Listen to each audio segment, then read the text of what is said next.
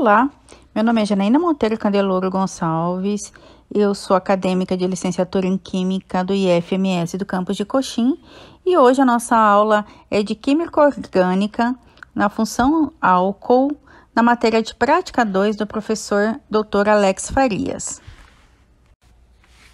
O objetivo dessa aula é estudar e compreender a aplicação dos álcools na sociedade moderna, compreender os aspectos de representação química da função orgânica álcool, incluindo a sua estrutura, molécula e nome, e estudar as utilizações do álcool na sociedade. Para isso, nós vamos conhecer um pouquinho do Programa Nacional do Álcool, o PROÁLCOOL, que foi criado em 1975, devido ao primeiro choque do petróleo de 1973.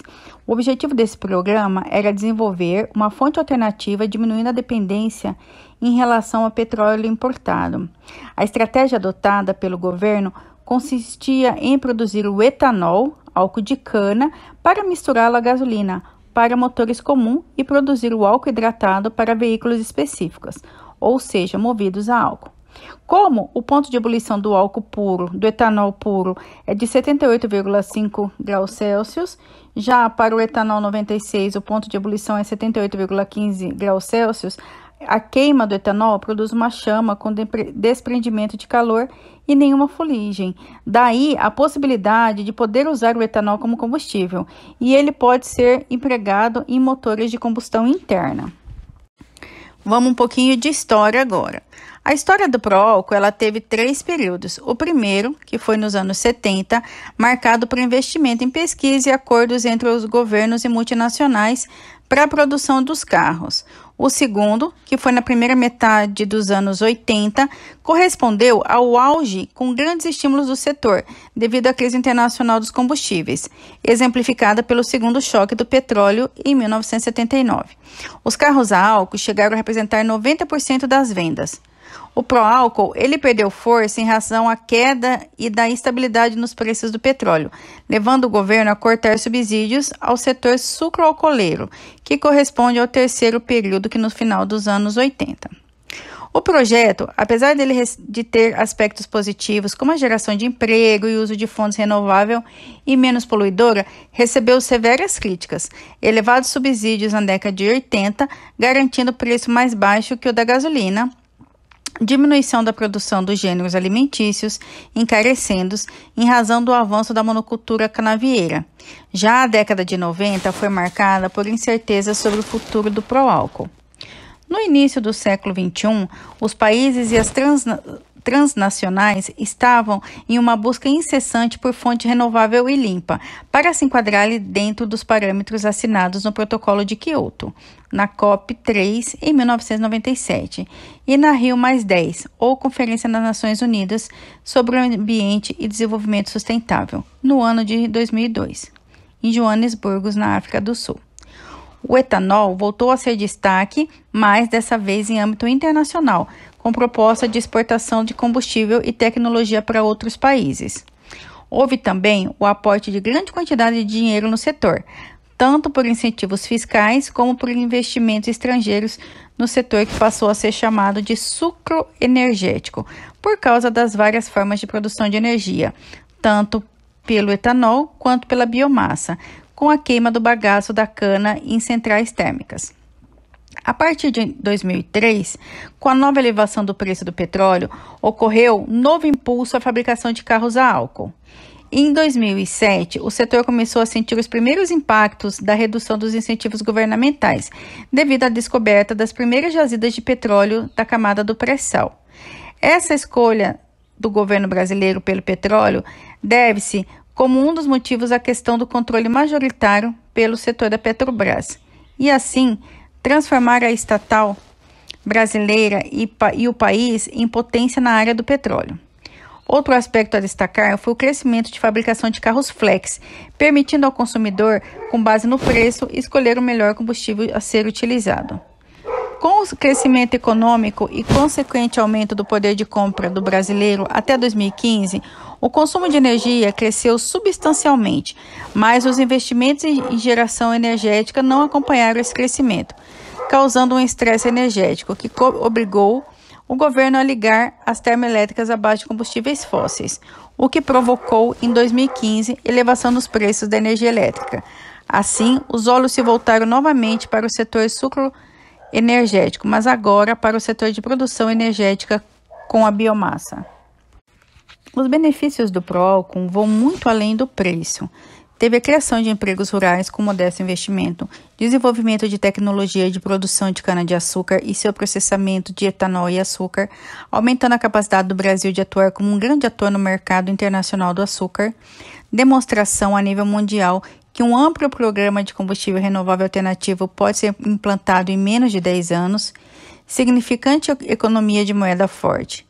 Além do etanol, temos como exemplo de agroenergia o biodiesel. O programa federal foi lançado em 2005, visando adicionar o óleo diesel, que é um derivado também do petróleo, o óleo vegetal proveniente de plantas oleaginosas como dendê, girassol, algodão, soja, mamona, amendoim, entre outras. Agora nós vamos falar da função orgânica álcool. O que são? Os álcoois são compostos orgânicos caracterizados pelo grupo hidroxila, o OH, ligado a um carbono saturado, que realiza somente ligações simples de uma cadeia carbônica. A nomenclatura dos álcools segue a mesma regra da nomenclatura dos alcanos, com uma única diferença, que é o sufixo -ol. Por exemplo, o prefixo é a quantidade de carbono na cadeia principal. Supondo se eu tenho 2 carbonos, vai ser et. O intermediário é o tipo de ligação entre os carbonos, se ela é simples, dupla ou tripla. Se ela é simples, é an, dupla en, tripla in. Então, supondo que eu tenho 2 carbonos, só simples ligação, e o grupo funcional dos álcools, como que fica? 2 carbonos, et, só simples ligação, an, grupo funcional do álcool, ol. Os álcools eles ainda podem ser classificados de acordo com o tipo de carbono ao qual a hidroxila está ligada. Se o carbono for primário, ou seja, se ele estiver ligado somente a mais um átomo de carbono, então o álcool será classificado como primário. Se a hidroxila estiver ligada a um carbono secundário, ou seja, que está ligado a 2 átomos de carbono, o álcool será secundário. E se a hidroxila estiver ligada a um átomo terciário, que está ligado a 3 átomos de carbono, o álcool será terciário. Diversas matérias-primas vegetais são utilizadas para a fabricação do álcool, entre elas cana-de-açúcar, o milho, a mandioca, a beterraba, a batata, etc. No Brasil, a nossa principal matéria-prima usada na fabricação do álcool, do etanol, quando a gente fala aqui o álcool, a gente está se referindo ao etanol, é a cana-de-açúcar. Propriedades físicas dos álcoois. Os álcoois são compostos orgânicos semelhantes à água. Eles são incolores, realizam ligações de hidrogênio com esse solvente, portanto, ele se solubiliza nela. A solubilidade vai decrescendo à medida que aumenta seu peso molecular. A porção polar da molécula, onde há o grupo OH, é hidrofílica, mas a porção alquílica, composta de carbono e hidrogênio, é hidrofóbica. Esta sendo maior, diminui a solubilidade. Já o ponto de ebulição dos álcools é alto comparado com o hidrocarboneto correspondente, uma vez que são compostos polares e fazem ligação de hidrogênio entre suas moléculas, aumentando assim seu ponto de ebulição. O peso molecular também influencia. Quanto maior a cadeia carbônica, maior o ponto de ebulição. Exemplo, o metanol tem ponto de ebulição 64,5 graus Celsius. O N-butanol, 118 graus Celsius. E o isopentanol, 132 graus Celsius. Errei. Ainda continuando com as propriedades físicas dos álcoois, o estado físico, os monoálcools de 12 carbono ou menos são líquidos. Acima disso, são sólidos. Os poliálcools com 5 carbonos ou menos são líquidos, com 6 carbonos ou mais são sólidos. A viscosidade dos álcools aumenta se o número de hidroxilas aumentar. A maioria dos monoálcools é menos densa que a água líquida. Para citar um exemplo, a densidade do álcool é de 0,79 gramas por centímetro cúbico, sendo que a da água é maior, 1 grama por centímetro cúbico. A título de comparação, a densidade do gelo é 0,92 gramas por centímetro cúbico, mais denso que o álcool, porém menos denso que a água. É por isso que um cubo de gelo flutua sobre a água, mas afunda em alguma bebida alcoólica. Propriedades químicas dos álcools. O comportamento químico dos álcools depende fundamentalmente da presença do grupo funcional hidroxila, OH, na sua molécula. O grupo OH dos álcools é a sua parte mais reativa. O hidrogênio confere um leve caráter ácido ao grupo hidroxila, sendo, portanto, mais reativo que os hidrocarbonetos, devido à polaridade da molécula. Esse caráter ácido, ou seja, a possibilidade de ocorrer ionização do hidrogênio na hidroxila, é ligeiramente mais fraco se compararmos com a molécula de água, podendo muitas vezes ser considerado desprezível. Essa característica dos álcools possibilita a reação com metais, ácidos cloretos de ácidos anidrido e outros. Reagem com metais alcalinos, mas em virtude da leve caráter ácido, a reação com base não ocorre. Agora nós vamos falar um pouquinho dos principais álcools e seus uso e aplicações. O álcool metílico, que é também chamado de metanol, que tem a fórmula CH3OH, é um líquido inflamável de chama invisível muito utilizado na fórmula Indy. Devido à sua característica de sua chama, as equipes de trabalho na área recebem treinamento especial para evitar acidentes. Seu manuseio exige cuidados especiais e cautela ao contato com a pele, pois o metanol causa irritação às membranas das mucosas, sendo mais agressivo no sistema nervoso. Outro álcool de grande importância econômica é o álcool etílico ou o etanol. O etanol, que a fórmula é C2H5OH, é muito usado como combustível, principalmente em países mais tropicais, devido à sua baixa temperatura de operação e sua queima limpa, em comparação à gasolina e ao óleo diesel, pois não libera compostos de enxofre na atmosfera.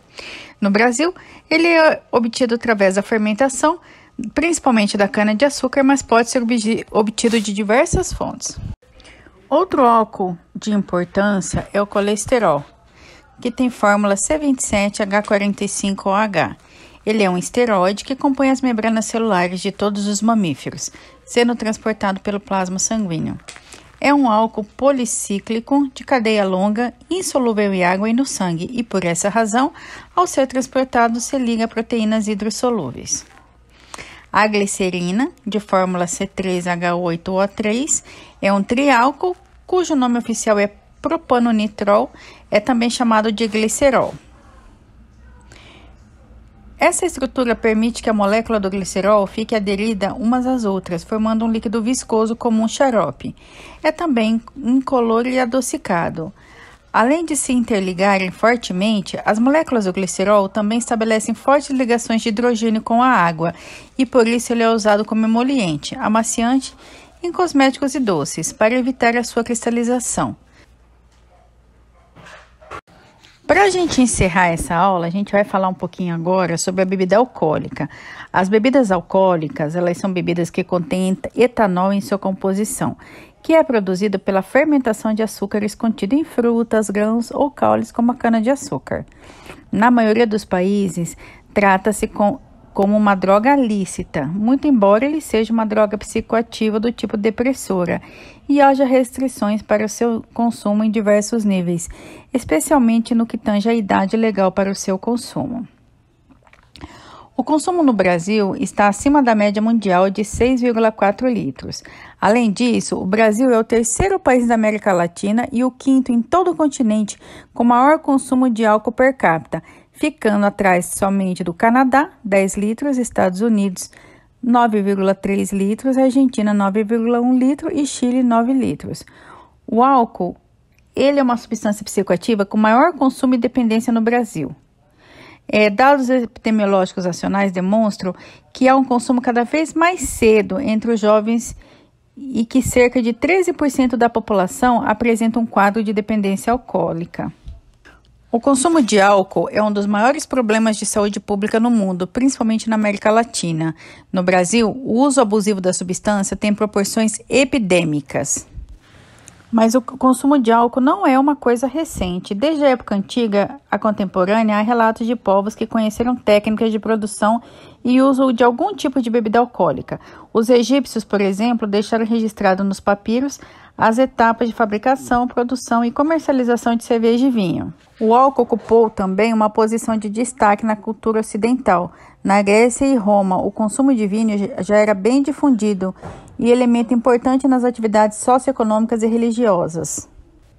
Seguindo evidências antropológicas e documentos históricos, os ameríndios e africanos faziam uso de bebida alcoólica antes da chegada dos colonizadores europeus. Então é isso, pessoal. Nós vamos encerrando a aula agora. Espero que vocês tenham gostado. Um abraço, até mais!